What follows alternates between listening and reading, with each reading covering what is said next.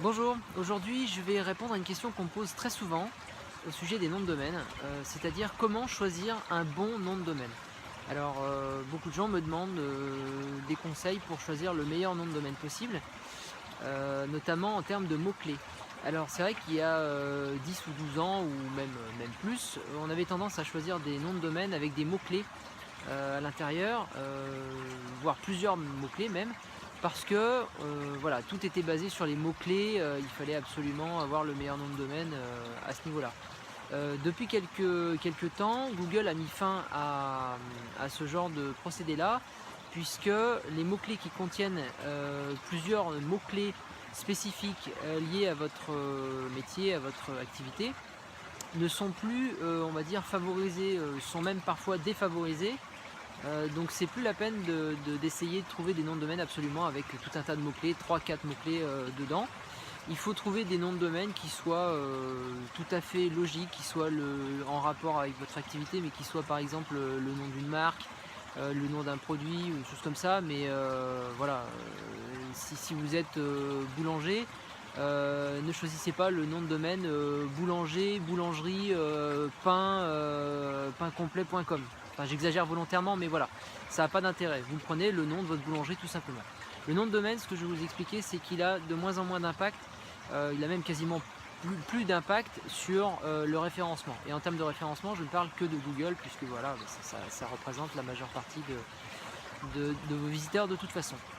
Voilà, donc en termes de mots-clés, ne cherchez pas trop, faites simple. Ensuite, les extensions. Savoir s'il vaut mieux choisir une extension .com, .fr, .net, .org. Il y en a plein, des extensions, il y en a de très nombreuses. Il y en a en plus de nouvelles qui sont sorties il y a quelques mois. Alors bon, on trouve des extensions à peu près pour tout et pour n'importe quoi. Il faut savoir que l'extension .com, ça reste la plus répandue de toutes. À l'origine, c'était simplement les compagnies américaines qui utilisaient ce nom .com, bon, puisque les États-Unis sont précurseurs là-dedans, bien évidemment, et puisque Internet a commencé aux États-Unis. Et ensuite, on a eu les extensions par pays, .fr, .it, .es, etc., etc., pour Italie, Espagne et France.fr. Et il y en a pour tous les pays. Alors, en règle générale, si vous n'avez pas de particularité, vous prenez un .com, ça va très bien. Si vous voulez prendre un .net, c'est plus pour les activités qui sont exclusivement en ligne. C'est-à-dire si vous avez un magasin ou une entreprise physique, prenez un .com ou un .fr, généralement. Ce qu'il faut savoir aussi, c'est que, comme beaucoup de choses en France, l'administration d'un .fr est plus compliquée qu'un .com. Donc c'est vrai qu'en France on aime bien la paperasserie, l'administration, etc. Vous prenez un .com, vous le réservez 4, 6, 8 heures plus tard, vous pouvez l'utiliser. Un .fr, ça peut prendre une semaine. Pareil pour le transfert. Quand vous voulez transférer un nom de domaine, en .com, c'est très rapide. En .fr, c'est fastidieux, c'est compliqué. Enfin voilà. Donc si vous voulez vraiment prendre un .fr, prenez-le.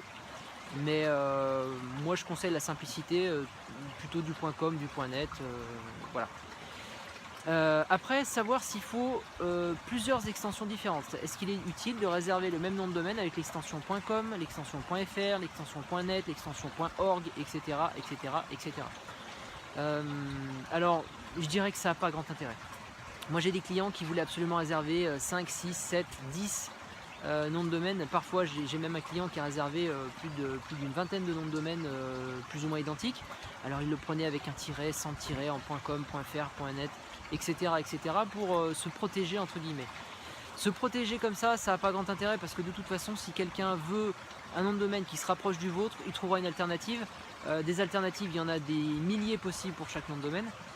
On peut changer un petit peu l'orthographe, on peut rajouter un mot devant, un préfixe, un suffixe, on peut faire ce qu'on veut. Donc ça sert absolument à rien d'acheter 20 noms de domaine différents, même 3 ou 4, aucun intérêt pour moi. Si vous voulez protéger votre nom, déposez la marque, ça peut être utile. Bon, après je ne vais pas rentrer dans les détails parce que ça fera des vidéos trop longues, mais voilà. Sachez que si vous créez un nom de domaine, ça protège automatiquement la marque correspondante, même si celle-ci n'est pas déposée à l'INPI. Alors, sous réserve de vérifications diverses, mais voilà, en gros le fonctionnement il est comme ça. Par contre, quand vous déposez un nom de domaine, ce qu'il est bon de vérifier, c'est justement s'il n'existe pas déjà une marque déposée correspondantes à ce nom-là. Vous prenez par exemple ANU, A2NU par exemple si vous avez envie de créer un annuaire ou quelque chose comme ça, un annuaire en ligne. Alors vous ne pourrez pas le faire parce que Free, la société Iliad, est propriétaire de cette marque ANU, et parce qu'elle a un annuaire en ligne depuis très très longtemps, et du coup elle fait la chasse à tous les gens qui réservent des noms de domaine qui contiennent ANU. Alors pas qui contiennent annuaire, mais qui contiennent juste l'abréviation ANU. Donc faites bien attention à ça, parce que même s'il y a un nom de domaine, même si une marque est déposée par rapport à votre nom de domaine, vous pourrez déposer le nom de domaine, personne ne vous en empêchera, sauf qu'un jour vous risquez d'avoir quelqu'un qui arrive vers vous en vous disant bah voilà, moi je suis propriétaire de la marque, vous n'avez pas l'autorisation d'utiliser ce nom de domaine là, et si vous avez investi du temps, de l'argent, vous avez investi du contenu, vous avez fait de la promotion, etc., vous allez perdre tout le bénéfice de ça, vous êtes obligé de changer de nom de domaine, donc ça serait dommage. Voilà. Ensuite il y a un autre test qu'il faut faire pour un nom de domaine. Alors pour savoir s'il faut des tirets ou pas de tirets, ça n'a pas d'importance, c'est un petit peu à vous de voir en fonction de l'orthographe du nom. Voilà, ça c'est vraiment à vous de voir, il n'y a pas de règle, il n'y a pas une méthode qui sera privilégiée par rapport à l'autre en termes de référencement. Il y en a qui préfèrent avoir des tirets, il y en a qui préfèrent ne pas avoir des tirets, donc ça c'est à votre convenance. Alors il y a aussi autre chose auquel il faut faire attention, c'est la complexité du nom de domaine. À l'oral, votre nom de domaine doit être simple à transcrire, à écrire. Si vous prenez un nom de domaine avec des orthographes compliquées, avec un pluriel à un mot et un singulier à l'autre, avec voilà, enfin des choses un petit peu compliquées, s'il y a trop de mots, si c'est alors un nom de domaine ça peut être une phrase de 5, 6, 7 mots, mais c'est trop compliqué. C'est trop compliqué à dire. Il faut que vous preniez en compte que souvent votre nom de domaine, vous allez le dire par oral. Ça peut être une publicité à la radio, ça peut être au téléphone à des gens, des clients et des choses comme ça. Donc faites simple. L'orthographe doit être comprise immédiatement.